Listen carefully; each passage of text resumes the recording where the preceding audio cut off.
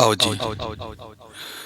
संस्कृति महला पंजवां दा 29 नंबर श्लोक आपां विचारना है। आओ पहला पाठ सरवण करिए। धन वाहिगुरु साहिब जीओ,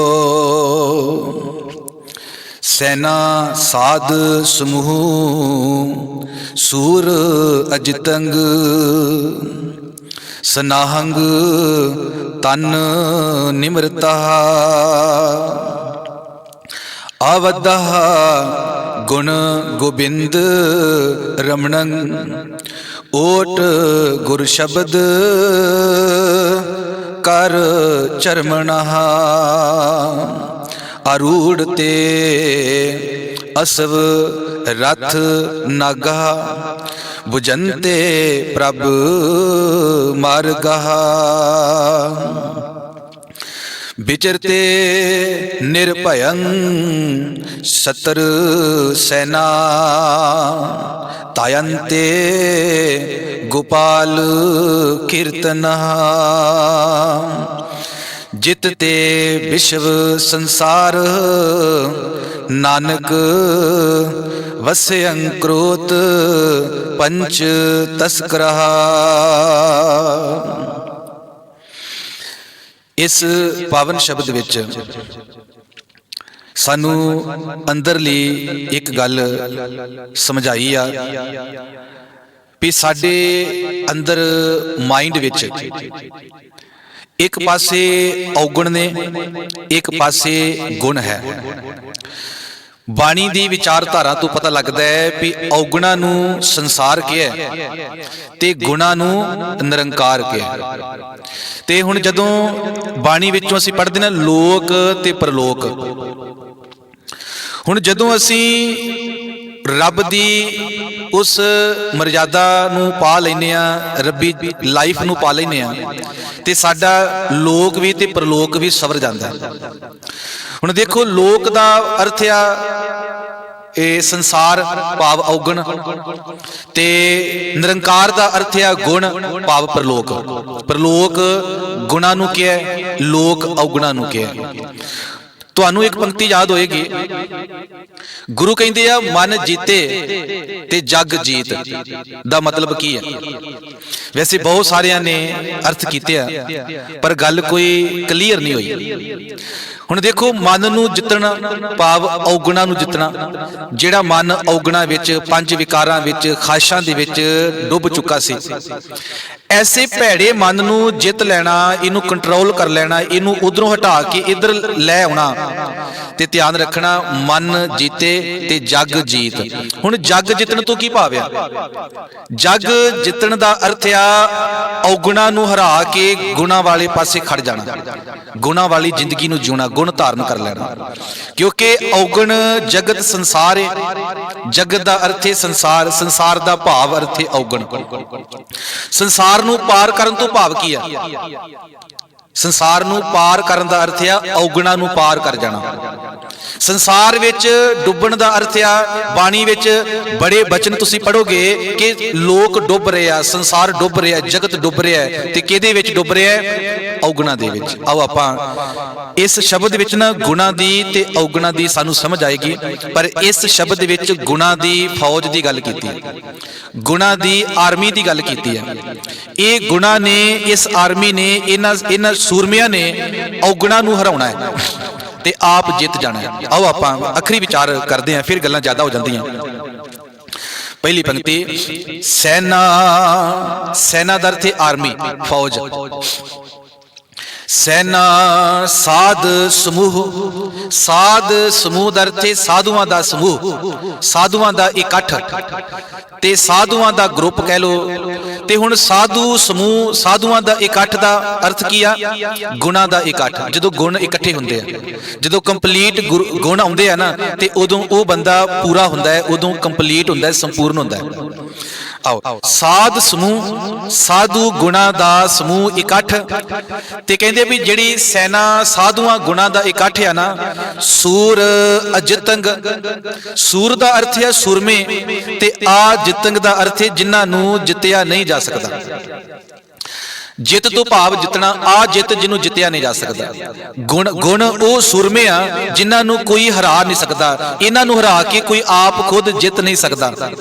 ਤੇ ਹੁਣ ਪਹਿਲੀ ਆਪਾਂ ਪੰਕਤੀ ਨੂੰ ਪੂਰਾ ਕਰੀਏ। ਅਗਲਾ ਬਚਨ ਆ ਸਨਾਹੰਗ ਤਨ ਨਿਮਰਤਾ। ਸਨਾਹੰਗ ਦਾ ਅਰਥ ਹੁੰਦਾ ਹੈ ਲੋਹੇ ਦਾ ਕੋਟ। ਅੰਮ੍ਰਿਤਸਰ ਅਜਾਇਬ ਘਰ ਦੇ ਵਿੱਚ ਨਾ ਉਹ ਲੋਹੇ ਦੀ ਜਾਲੀ ਦਾ ਕੋਟ ਆ ਜਿਹਨੂੰ ਸੰਜੋ ਕਰਕੇ ਲਿਖਿਆ। ਇੱਥੇ ਸਨਾਹਾ ਦਾ ਅਰਥ ਆ ਸੰਜੋ, ਜਾਲੀ ਵਾਲਾ ਕੋਟ, ਵੀ ਕੋਈ ਵਾਰ ਕਰੇ ਤੇ ਉਹ ਪਹਿਲਾਂ ਲੋਹੇ ਤੇ ਵੱਜੇਗਾ, ਬੰਦਾ ਬਚ ਜਾਏਗਾ। ਨਿਮਰਤਾ ਜਿਹੜਾ ਜਾਲੀ ਵਾਲਾ ਕੋਟ ਹੈ ਉਹ ਨਿਮਰਤਾ ਦਾ ਹੈ। ਨਿਮਰਤਾ ਜਾਲੀ ਵਾਲਾ ਕੋਟ ਹੈ ਜਿਹੜੀ ਦੁਸ਼ਮਣ ਤੋਂ ਬਚਾਉਂਦੀ ਆ। ਨਿਮਰਤਾ ਦੁਸ਼ਮਣ ਤੋਂ ਬਚਾਉਂਦੀ ਆ। ਇਹ ਕਿਹੜੇ ਦੁਸ਼ਮਣਾਂ ਤੋਂ ਬਚਾਉਂਦੀ ਆ? ਔਗਣਾ ਤੋਂ, ਕਾਮ ਕ੍ਰੋਧ ਲੋਭ ਮੋਹ ਹੰਕਾਰ ਤੋਂ। ਆਓ ਜੀ, ਸੈਨਾ ਸਾਧ ਸਮੂਹ। ਸੈਨਾ ਸਾਧ ਸਮੂਹ ਹੈ, ਗੁਣਾ ਦਾ ਸਮੂਹ ਹੈ ਸੈਨਾ, ਆਰਮੀ, ਫੌਜ ਕਹਿ ਲੋ। ਤੇ ਸੂਰ ਅਜਿਤੰਗ, ਇਹ ਉਹ ਸੂਰਮੇ ਆ ਜਿਨ੍ਹਾਂ ਨੂੰ ਜਿੱਤਿਆ ਨਹੀਂ ਜਾ ਸਕਦਾ। ਸੂਰ ਅਜਿਤੰਗ ਤੇ ਸਨਾਹੰਗ। ਸਨਾਹੰਗ ਦਾ ਅਰਥ ਇਹਨਾਂ ਕੋਲ ਸਨਾਹ ਹੈ, ਇਹਨਾਂ ਕੋਲ ਸੰਜੋ ਹੈ, ਇਹਨਾਂ ਕੋਲ ਲੋਹੇ ਦਾ ਕੋਟ ਹੈ। ਉਹ ਕਿਹੜਾ ਹੈ ਜੀ? ਤਨ ਨਿਮਰਤਾ, ਉਹ ਹੈ ਨਿਮਰਤਾ ਦਾ। ਨਿਮਰਤਾ ਰੂਪੀ ਜਾਲੀ ਲੋਹੇ ਦਾ ਕੋਟ ਹੈ, ਸੰਜੋ ਹੈ। ਇਹ ਸੂਰਮਿਆਂ ਨੂੰ ਜਿੱਤਿਆ ਨਹੀਂ ਜਾ ਸਕਦਾ। ਇਹ ਸੂਰਮੇ ਨੇ ਸਾਧ ਸਮੂਹ, ਗੁਣਾ ਦਾ ਸਮੂਹ, ਤੇ ਇਹ ਸਾਡੇ ਅੰਦਰ ਦੀ ਸੈਨਾ ਹੈ, ਇਹ ਸਾਡੇ ਅੰਦਰ ਦੀ ਫੌਜ ਹੈ। ਪਹਿਲੀ ਪੰਕਤੀ ਆਪਾਂ ਪੂਰੀ ਕੀਤੀ ਆ।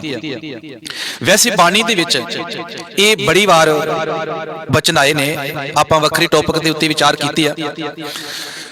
ਜਦੋਂ ਗੁਰੂ ਕਹਿੰਦੇ ਆ ਹਉ ਗੁਸਾਈ ਦਾ ਪਹਿਲਵਾਨੜਾ, ਮੈਂ ਗੁਸਾਈ ਦਾ ਪਹਿਲਵਾਨ ਆ, ਸੂਰਮਾ ਆ, ਉੱਥੇ ਵੀ ਗੱਲ ਇਹ ਅੰਦਰਲੀ ਫੌਜ ਦੀ ਕੀਤੀ ਹੈ। ਕਬੀਰ ਸਾਹਿਬ ਕਹਿੰਦੇ ਆ ਸਰਵਰ ਪੰਖੀ ਹੇਕੜੋ ਤੇ ਫਾਹੀ ਵਾਲ 50। ਵੀ ਫਾਹੀਆਂ ਪਾਉਣ ਵਾਲੇ ਔਗਣ ਰੂਪੀ ਜਿਹੜੇ ਸਿਪਾਹੀ ਨੇ, ਜਿਹੜੇ ਸ਼ਿਕਾਰੀ ਨੇ, ਉਹ 50 ਨੇ, ਮੈਂ ਇਕੱਲਾ ਇੱਕ ਵਾਂ। ਤੇ ਧਿਆਨ ਰੱਖਣਾ, ਅਵਰ ਪੰਚ ਹਮ ਏਕ ਜਨਾ, ਉਹ ਪੰਜ ਨੇ, ਮੈਂ ਇੱਕ ਆ, ਕਿਉਂ ਰਾਖੋ ਘਰ ਬਾਰ ਮਨਾ। ਉੱਥੇ ਵੀ ਇਹਨਾਂ ਵਿਕਾਰਾਂ ਦੀ ਗੱਲ ਕੀਤੀ ਹੈ। ਤੇ ਆਓ ਜੀ ਦੂਜੀ ਪੰਕਤੀ। ਅਵਧਾ ਗੁਣ ਗੋਬਿੰਦ ਰਮਣੰਗ। ਅਵਧ ਦਾ ਅਰਥ ਹੁੰਦਾ ਜੀ ਸ਼ਸਤਰ, ਵੈਪਨ। ਇਹਨਾਂ ਗੁਣਾਂ ਦੀ ਫੌਜ ਕੋਲ ਵੈਪਨ, ਹਥਿਆਰ ਕਿਹੜੇ ਆ ਜੀ? ਇਹ ਕਿਹੜੇ ਹਥਿਆਰ ਨਾਲ ਲੜਦੇ ਆ? ਇੱਕ ਬਾਣੀ ਚ ਪੰਕਤੀ ਆਈ ਆ, ਉਹ ਆਪਾਂ ਇੱਕ ਵੱਖਰੇ ਸ਼ਬਦ ਦੀ ਵਿਚਾਰ ਕੀਤੀ ਆ ਕਿ ਉਹ ਲੀਜੇ ਗੱਡ ਬੰਕਾ ਭਾਈ ਦੇ ਵਿੱਚ। ਉਹਦੇ ਵਿੱਚ ਇੱਕ ਬਚਨ ਆਇਆ ਹੈ, ਜਦੋਂ ਗੁਣਾਂ ਦੀ ਆਪਣੀ ਹਥਿਆਰਾਂ ਦੀ ਗੱਲ ਸ਼ੁਰੂ ਹੁੰਦੀ ਹੈ ਨਾ, ਉੱਥੇ ਬਚਨ ਹੈ ਪ੍ਰੇਮ ਪਲੀਤਾ ਸੁਰਤ ਹਵਾਈ ਗੋਲਾ ਗਿਆਨ ਚਲਾਇਆ। ਇੱਕ ਉਹਦੇ ਵਿੱਚ ਅਗਲੀ ਪੰਕਤੀ ਆਈ ਆ, ਸਤ ਸੰਤੋਖ ਲੈ ਲਰਨੇ ਲਾਗਾ। ਲੜਨੇ ਨਹੀਂ, ਲਰਨੇ ਲਾਗਾ। ਤੇ ਤੋੜੇ ਤੋਰੇ ਦੋਏ ਦਰਵਾਜ਼ਾ, ਤੋੜੇ ਨਹੀਂ ਤੋਰੇ, ਤੋੜੇ ਉੱਥੇ ਰਾਰਾ ਪਿਆ, ਰਾੜਾ ਨਹੀਂ ਪਿਆ। ਤੇ ਤੋਰੇ ਦੋਏ ਦਰਵਾਜ਼ਾ, ਕਹਿੰਦੇ ਦੋ ਦਰਵਾਜ਼ੇ ਤੋੜ ਦਿੱਤੇ। ਉਦੋਂ ਉਹ ਮਨ ਨੇ ਕਿਹੜੀ ਫੌਜ ਲਈ? ਜੀਵ ਨੇ ਅੰਦਰੋਂ ਕਿਹੜੀ ਫੌਜ, ਕਿਹੜੇ ਸਿਪਾਹੀ, ਕਿਹੜੇ ਹਥਿਆਰ ਲਏ? ਸਤ ਤੇ ਸੰਤੋਖ ਲੈ ਲਰਨੇ ਲਾਗਾ, ਲੜਨ ਲੱਗ ਪਿਆ, ਜਿਹੜਾ ਮਨ ਆਕੀ ਹੋਈ ਬੈਠਾ ਸੀ। ਆਓ ਜੀ ਅੱਗੇ ਚੱਲੀਏ। ਗੁਰੂ ਕਹਿੰਦੇ ਆ ਅਵਧ। ਅਵਧ ਦਾ ਅਰਥ ਹੈ ਸ਼ਸਤਰ, ਵੈਪਨ, ਹਥਿਆਰ ਕਿਹੜੇ? ਅਗਲਾ ਬਚਨ ਆ ਗੁਣ ਗੋਬਿੰਦ ਰਮਣੰਗ। ਪਰਮਾਤਮਾ ਦੇ ਗੁਣਾਂ ਨੂੰ ਰਮਣ ਕਰਨਾ, ਗੁਣਾਂ ਨੂੰ ਗਾਉਣਾ। ਗੁਣ ਗਾਉਣ ਦਾ ਅਰਥ ਹੈ ਗੁਣਾਂ ਨੂੰ ਇਸਤੇਮਾਲ ਕਰਨਾ। ਇਹ ਗੁਣ ਆਪਣੀ ਐਕਟੀਵਿਟੀ ਕਰਦੇ ਆ ਤੇ ਇਹ ਗੁਣਾਂ ਦਾ ਵਰਤਣਾ ਹੀ, ਗੁਣਾਂ ਅਨੁਸਾਰ ਚੱਲਣਾ ਹੀ ਇਹ ਹਥਿਆਰ ਵਾ, ਇਹ ਵੈਪਨ ਆ ਜੀ। ਹੁਣ ਧਿਆਨ ਰੱਖਣਾ, ਅਵਧਾ ਗੁਣ ਗੋਬਿੰਦ ਰਮਣੰਗ। ਗੁਣ ਗੋਬਿੰਦ ਦੇ ਰਮਣ ਕਰਨਾ, ਇਹ ਇਹਨਾਂ ਕੋਲ ਹਥਿਆਰ ਵਾ, ਵੈਪਨ ਵਾ।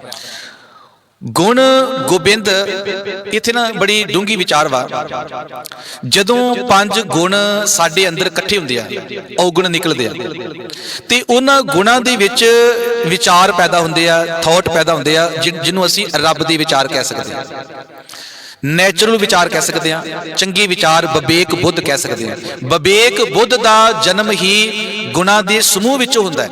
ਹੁਣ ਜਦੋਂ ਉਹ ਗਿਆਨ ਵਿਵੇਕ ਬੁੱਧ ਆਈ ਤੇ ਉਸ ਬੁੱਧ ਅਨੁਸਾਰ ਚੱਲਣਾ, ਗੁਣਾਂ ਅਨੁਸਾਰ ਚੱਲਣਾ ਹੈ ਜਾਂ ਰੱਬ ਅਨੁਸਾਰ ਚੱਲਣਾ ਹੈ, ਕਿਉਂਕਿ ਉੱਥੇ ਗੁਣਾਂ 'ਚ ਰੱਬ ਗਿਆਨ ਪ੍ਰਗਟ ਕਰਦਾ ਹੈ। ਉਹ ਗਿਆਨ ਅਨੁਸਾਰ ਚੱਲਣਾ, ਕਹਿੰਦੇ ਫਿਰ ਇਹ ਹਥਿਆਰਾਂ ਦਾ ਕੰਮ ਕਰਦੇ ਆ।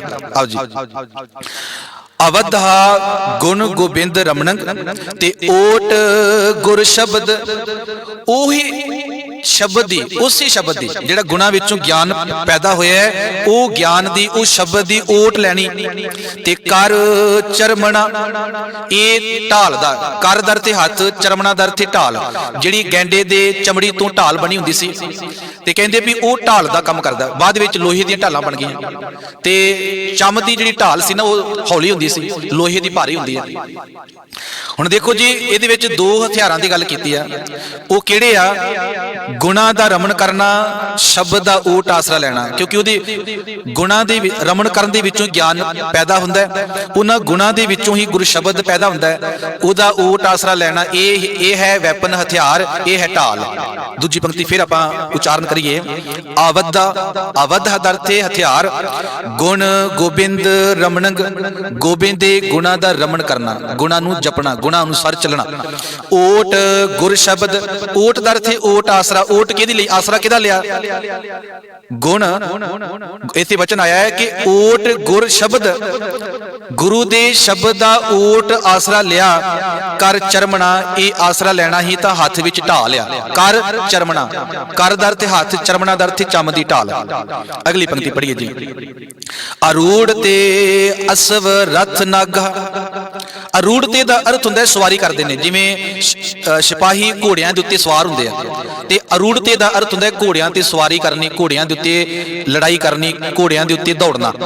अरूढ़ ते भाव जाना, आउणा जाना, ते वो सवारी किस उत्ते करदे आ जी? कहंदे आ भी असव घोड़े, रथ रथ दा ते पता है, ते नागादार ते हाथी, हाथी घोड़ियां रथां दे उत्ते गुण सवारी करदे आ।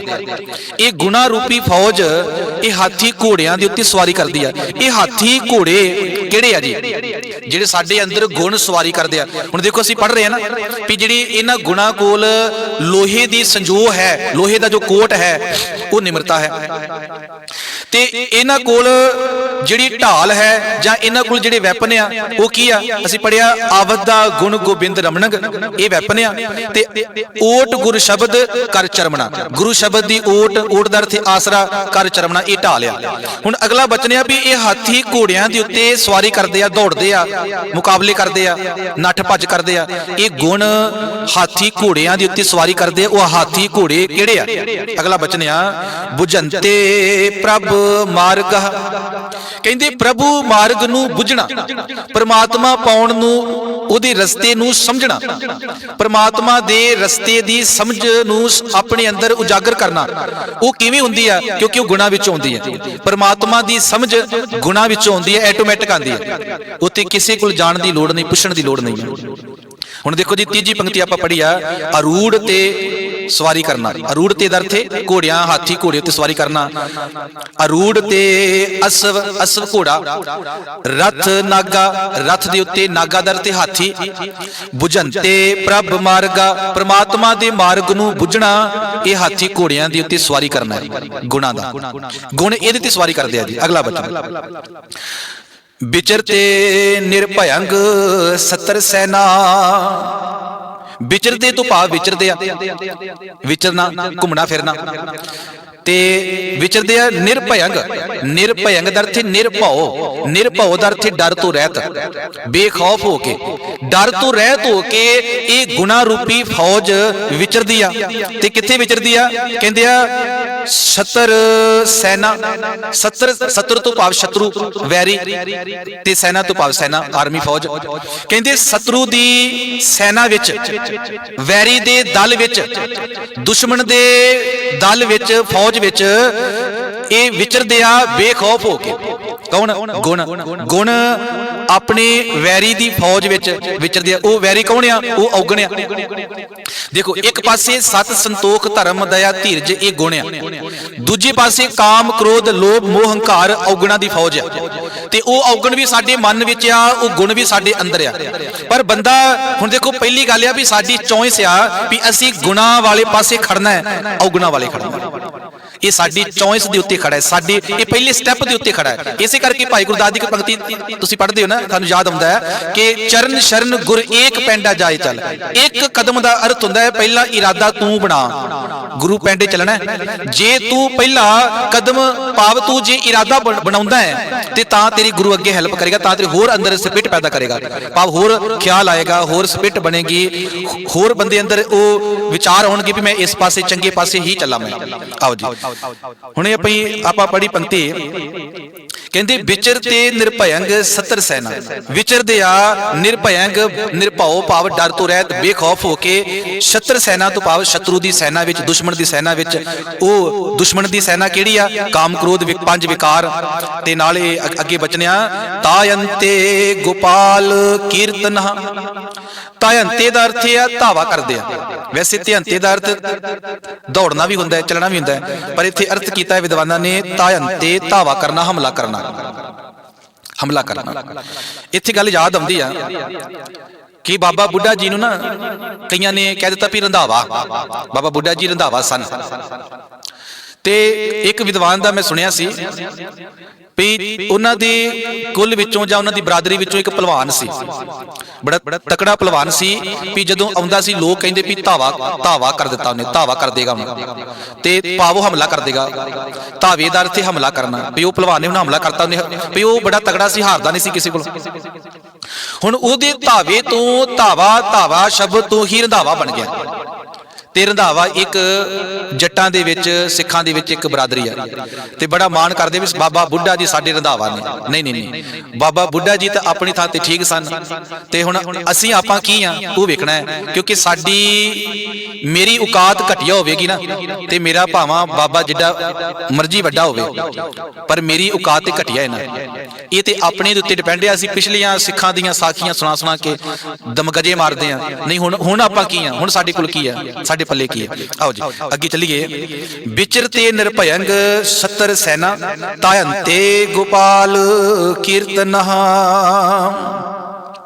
ਤੇ ਉਹ ਹਮਲਾ ਕਿਵੇਂ ਕਰਦੇ ਆ ਜੀ? ਗੁਣ ਔਗਣਾ ਤੇ ਹਮਲਾ ਕਿਵੇਂ ਕਰਦੇ ਆ? ਗੋਪਾਲ ਕੀਰਤਨ। ਗੋਪਾਲ ਰੱਬ ਦੀ, ਕੀਰਤਨਾਂ ਦਾ ਅਰਥ ਕੀਰਤੀ ਕਰਕੇ, ਪਰਮਾਤਮਾ ਦੀ ਸਿਫਤ ਸਲਾਹ ਕਰਕੇ। ਤੇ ਹੁਣ ਪਰਮਾਤਮਾ ਕਿਸ ਰੂਪ ਵਿੱਚ ਸੀ? ਹੁਣ ਦੇਖੋ ਅੰਦਰ ਗੁਣਾਂ ਚੋਂ ਗਿਆਨ ਪੈਦਾ ਹੋਇਆ, ਗੁਣ ਅੰਦਰ ਇਕੱਤਰ ਹੋਏ। ਉਹ ਗੁਣ ਇਕੱਤਰ ਹੋਣਾ ਇੱਕ ਪਰਮਾਤਮਾ ਦਾ ਰੂਪ ਸੀ, ਕਿਉਂਕਿ ਔਗਣ ਵਿਕਾਰ ਸੰਸਾਰ ਰੂਪ ਆ, ਤੇ ਗੁਣ ਨਿਰੰਕਾਰ ਦਾ ਰੂਪ ਆ। ਤੇ ਗੁਣਾਂ ਦੇ ਵਿੱਚੋਂ ਜਿਹੜੀ ਵਿਚਾਰ ਨਿਕਲੀ ਉਹਨੂੰ ਫਾਲੋ ਕਰਨਾ, ਉਹਦੇ ਅਨੁਸਾਰ ਚੱਲਣਾ ਸਿਫਤ ਸਲਾਹ ਸੀ। ਇਹ ਸਿਫਤ ਸਲਾਹ ਸੀ। ਤੇ ਕਹਿੰਦੇ ਆ ਵੀ ਜਦੋਂ ਸਿਫਤ ਸਲਾਹ ਕੀਤੀ, ਇਹ ਔਗਣਾ ਤੇ ਹਮਲਾ ਹੋ ਗਿਆ। ਔਗਣਾ ਦੀ ਗੱਲ ਨਹੀਂ ਮੰਨੀ ਗਈ, ਗੁਣਾਂ ਦੀ ਗੱਲ ਮੰਨਣਾ, ਇਹ ਉਹਨਾਂ ਦੇ ਉੱਤੇ ਹਮਲਾ, ਉਹਨਾਂ ਨੇ ਆਪੇ ਮਰ ਜਾਣਾ। ਆਓ ਜੀ ਤਾਯੰਤੇ ਗੋਪਾਲ ਕੀਰਤਨ। ਅਗਲਾ ਬਚਨ, ਜਿਤ ਤੇ ਵਿਸ਼ਵ ਸੰਸਾਰ। ਕਹਿੰਦੇ ਇਸ ਤਰ੍ਹਾਂ ਸਾਰੇ ਸੰਸਾਰ ਨੂੰ, ਵਿਸ਼ਵ ਨੂੰ, ਸੰਸਾਰ ਨੂੰ ਜਿੱਤ ਲੈਂਦੇ ਆ ਗੁਰਮੁਖ ਜਨ। ਇਵੇਂ ਸਾਰੇ ਸੰਸਾਰ ਨੂੰ ਜਿੱਤ ਲੈਂਦਾ। ਤੇ ਹੁਣ ਸਾਰੇ ਸੰਸਾਰ ਨੂੰ ਜਿੱਤਣ ਤੋਂ ਭਾਵ ਕੀ ਆ? ਵਿਕਾਰਾਂ ਨੂੰ ਹਰਾ ਕੇ ਆਪ ਜਿੱਤ ਜਾਣਾ। ਗੁਣਾਂ ਦੀ ਜਿੱਤ ਤੇ ਔਗਣਾ ਵਿਕਾਰਾਂ ਦੀ ਹਾਰ, ਇਹੀ ਸੰਸਾਰ ਜਿੱਤਣਾ ਸੀ। ਹੁਣ ਮੰਨ ਲਓ ਵੀ ਗੁਰਮੁਖ ਆ, ਅੱਜ ਕੀ ਉਹ ਪੰਜਾਬ ਨੂੰ ਜਿੱਤ ਲੇਗਾ? ਕੀ ਅੱਜ ਨਨਕਾਣਾ ਸਾਹਿਬ ਮਿਲ ਜੇਗਾ? ਕੀ ਅੱਜ ਪੰਜਾਬ ਦੇ ਭ੍ਰਿਸ਼ਟ ਲੀਡਰਾਂ ਨੂੰ ਹਟਾ ਕੇ ਕੋਈ ਗੁਰਮੁਖ ਜਿੱਤ ਗਿਆ? ਨਹੀਂ। ਦੁਨੀਆ ਦਾ ਰਾਜ ਤਖਤ ਤਾਂ ਕਮੀਨੇ ਲੋਕ, ਭੈੜੇ ਲੋਕ ਹੀ ਜਿੱਤਦੇ ਆ। ਵੈਸੇ ਬਾਣੀ ਵਿੱਚ ਵੀ ਆਇਆ, ਜਦੋਂ ਅਸੀਂ ਪੜ੍ਹਦੇ ਨਾ ਕੂੜ ਰਾਜਾ ਕੂੜ ਪ੍ਰਜਾ। ਦੇਖੋ ਸਚਿਆਰ ਬੰਦਾ ਕਦੇ ਰਾਜਨੀਤੀ ਵਿੱਚ ਆ ਕੇ ਸੱਚ ਬੋਲ ਕੇ ਕਿਤੇ ਉਹ ਕੁਰਸੀ ਹਾਸਲ ਕਰ ਲੇਗਾ, ਮੰਤਰੀ ਬਣ ਜਾਏਗਾ? ਨਹੀਂ। ਮੰਤਰੀ ਲੋਕ ਸ਼ਰਾਬਾਂ ਵੰਡਦੇ ਆ, ਪੇਟੀਆਂ ਵੰਡਦੇ ਆ, ਬੋਤਲਾਂ ਵੰਡਦੇ ਆ। ਗੁਰਮੁਖ ਬੰਦਾ ਵੰਡੇਗਾ? ਇਹ ਪ੍ਰਜਾ ਵੀ ਕੂੜ ਤੇ ਬਣੇਗਾ ਰਾਜਾ ਵੀ ਕੂੜ। ਆਓ ਆਪਾਂ ਅੱਗੇ ਚਲੀਏ ਜੀ। ਹੁਣ ਇੱਥੇ ਨਾ ਇੱਕ ਧਿਆਨ ਦੇਣਾ ਗੱਲ ਦਾ, ਜਿੱਤ ਤੇ ਵਿਸ਼ਵ ਸੰਸਾਰ, ਸੰਸਾਰ ਵਿਸ਼ਵ ਸਾਰੇ ਸੰਸਾਰ ਨੂੰ ਜਿੱਤ ਲੈਂਦੇ ਆ। ਜਿੱਤਦੇ ਦਾ ਅਰਥ ਹੈ ਜਿੱਤਣਾ। ਤੇ ਕੌਣ ਜਿੱਤਦਾ ਹੈ ਜੀ? ਆਓ ਅਗਲਾ ਬਚਨ ਹੈ, ਨਾਨਕ ਵਸਿਯੰ ਕ੍ਰੋਧ। ਵਸਿਯੰ ਵਸ ਵਿੱਚ ਕਰ ਲੈ, ਕ੍ਰੋਧ ਦਾ ਅਰਥ ਕਰ ਲਿਆ। ਪੰਜ ਤਸਕਰ, ਜਿਹੜੇ ਪੰਜ ਚੋਰ ਨੇ, ਪੰਜ ਠੱਗ ਨੇ, ਪੰਜ ਵਿਕਾਰ ਨੇ, ਉਹਨਾਂ ਨੂੰ ਕਾਬੂ ਕਰ ਲਿਆ, ਵਸ ਵਿੱਚ ਕਰ ਲਿਆ। ਇਹੀ ਸੰਸਾਰ ਜਿੱਤਣਾ ਸੀ, ਇਹੀ ਸੰਸਾਰ ਜਿੱਤਣਾ ਸੀ। ਆ ਦੇਖੋ ਪੰਕਤੀ ਆ, ਜਿੱਤ ਤੇ ਵਿਸ਼ਵ ਸੰਸਾਰ, ਨਾਨਕ ਵਸਿਅੰਗ ਕ੍ਰੋਤ ਪੰਚ ਤਸਕਰ। ਪੰਜ ਵਿਕਾਰਾਂ ਨੂੰ ਵਸ ਵਿੱਚ ਕਰ ਲਿਆ ਤੇ ਇਸ ਤਰ੍ਹਾਂ ਗੁਰਮੁਖ ਨੇ ਸੰਸਾਰ ਨੂੰ, ਸਾਰੇ ਸੰਸਾਰ ਨੂੰ ਜਿੱਤ ਲਿਆ। ਸਾਰੇ ਸੰਸਾਰ ਨੂੰ ਜਿੱਤ ਲਿਆ ਭਾਵ ਵਿਕਾਰਾਂ ਨੂੰ ਜਿੱਤ ਲਿਆ। ਸੰਸਾਰ ਕਿਹਨੂੰ ਕਿਹਾ ਹੈ? ਵਿਕਾਰਾਂ ਨੂੰ, ਔਗਣਾਂ ਨੂੰ। ਤੇ ਫਿਰ ਨਿਰੰਕਾਰ ਕੌਣ ਆ? ਗੁਣ। ਜਿਹੜੇ ਗੁਣ ਨੇ ਉਹ ਨਿਰੰਕਾਰ ਦਾ ਰੂਪ ਆ। ਤੇ ਹੁਣ ਦੂਜੀ ਵਿਚਾਰ ਇਹ ਆ, ਇਹ ਜਿਹੜੀ ਆਪਾਂ ਕੀਤੀ ਹੈ ਨਾ, ਇਹਨੂੰ ਅਸੀਂ ਉਹਦੀ ਪੰਕਤੀ ਪੜ੍ਹੀ ਆ, ਮਨ ਜੀਤੇ ਜਗ ਜੀਤ। ਮਨ ਨੂੰ ਜਿੱਤ ਲੈਣਾ ਤੇ ਮਨ ਨੂੰ ਜਿੱਤਣ ਤੋਂ ਭਾਵ ਜਗ ਜੀਤ, ਜਗ ਨੂੰ ਜਿੱਤ ਲਿਆ। ਜਗ ਦਾ ਕੀ ਅਰਥ ਆ? ਜਗਤ। ਜਗਤ ਦਾ ਅਰਥ ਕੀ ਹੈ? ਸੰਸਾਰ। ਉੱਥੇ ਵੀ ਇਹ ਗੱਲ ਆ ਵੀ ਜਗਤ ਸੰਸਾਰ ਨੂੰ ਜਿੱਤ ਲੈਂਦਾ ਹੈ। ਜਿਹੜਾ ਮਨ ਨੂੰ ਜਿੱਤਦਾ ਹੈ ਉਹ ਸੰਸਾਰ ਨੂੰ ਜਿੱਤ ਲੈਂਦਾ ਹੈ। ਤੇ ਸੰਸਾਰ ਨੂੰ ਉੱਥੇ ਕੀ ਜਿੱਤਿਆ ਜੀ? ਉੱਥੇ ਮਨ ਨੂੰ ਜਿੱਤਣ ਵਾਲਾ ਸੰਸਾਰ ਕਿਵੇਂ ਜਿੱਤਦਾ ਹੈ? ਅਸਲ ਵਿੱਚ ਸੰਸਾਰ ਨੂੰ, ਜਗਤ ਨੂੰ ਜਿੱਤਣ ਤੋਂ ਭਾਵ ਸੀ ਪੰਜ ਵਿਕਾਰਾਂ ਨੂੰ ਹਰਾ ਦੇਣਾ, ਆਪ ਜਿੱਤ ਜਾਣਾ। ਔਗਣਾਂ ਦੀ ਹਾਰ ਤੇ ਗੁਣਾਂ ਦੀ ਜਿੱਤ। ਆਓ ਹੁਣ ਇਹਦਾ ਦੂਜਾ ਜਿਹੜਾ ਅਰਥ ਹੈ ਨਾ, ਵੈਸੇ ਬਾਣੀ 'ਚ ਬਚਨ ਆਉਂਦਾ ਆ ਕਿ ਸਗਲ ਸ੍ਰਿਸ਼ਟ ਕੇ ਪੰਚ ਸਿਕਦਾਰ। ਸਗਲ ਸ੍ਰਿਸ਼ਟ ਕੇ ਪੰਚ ਸਿਕਦਾਰ, ਰਾਮ ਭਗਤ ਕੇ ਪਾਣੀ ਹਾਰ। ਇਹ ਪੰਜ ਵਿਕਾਰਾਂ ਨੇ ਸਾਰੀ ਸ੍ਰਿਸ਼ਟੀ ਨੂੰ, ਸੰਸਾਰ ਨੂੰ ਆਪਣੀ ਕਲਾਵੇ 'ਚ ਲਿਆ। ਭਾਵ ਸਾਰਾ ਸੰਸਾਰ ਦਾ ਅਰਥ ਆ ਪੰਜ ਵਿਕਾਰ। ਤੇ ਇਹਨਾਂ ਨੂੰ ਹਰਾ ਕੇ ਜਿੱਤਣ ਵਾਲਾ, ਗੁਣ ਪੈਦਾ ਕਰਨ ਵਾਲਾ ਉਹ ਨਿਰੰਕਾਰ ਬਣ ਜਾਂਦਾ ਹੈ। ਇਹਨੂੰ ਸੰਸਾਰ ਨੂੰ ਪਾਰ ਕਰ ਲੈਂਦਾ ਹੈ।